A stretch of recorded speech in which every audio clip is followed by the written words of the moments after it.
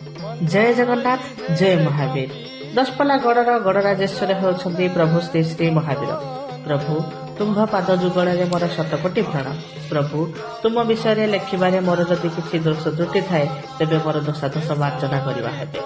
किंबदंती रही राजा पद्मनाभ भजदेवଙ୍କୁ स्वप्नादेश है कि राज्यर उत्तर दिगरे बरदायिनी पहाड़ महावीर प्रतिमा अच्छी। राजा सैन्य सामंत धरी गड़ मुकाम जाई सेठारु महावीर प्रतिमूर्ति आनिथिले। एहाकु निज राज्य प्रतिष्ठा करने सह पूजार्चना आरंभ करथिले। सेबेठारु दशपल्ला गड़र आराध्य देवता हेले महाप्रभु श्री हनुमान जी। सेही भली पुणी स्वप्नादेश है राजा को श्रीराम प्रतिमूर्ति आनी हनुमान जी निकट में स्थापना करने।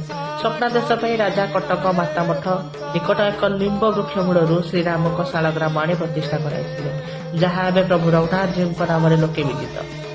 1757 मसीह दशपल्लार अष्टम राजा त्रिलोचन भंजदेव समय विक्रम भणती रामायण पठन करागला। प्रभु यही कृपा दृष्टि आम उपर सदा रखिथा। तुम्भ रसवाना सदा उड़ुथा। तुम्भ विषय लेखिबार दुष्टता को मोर मार्जना करवा।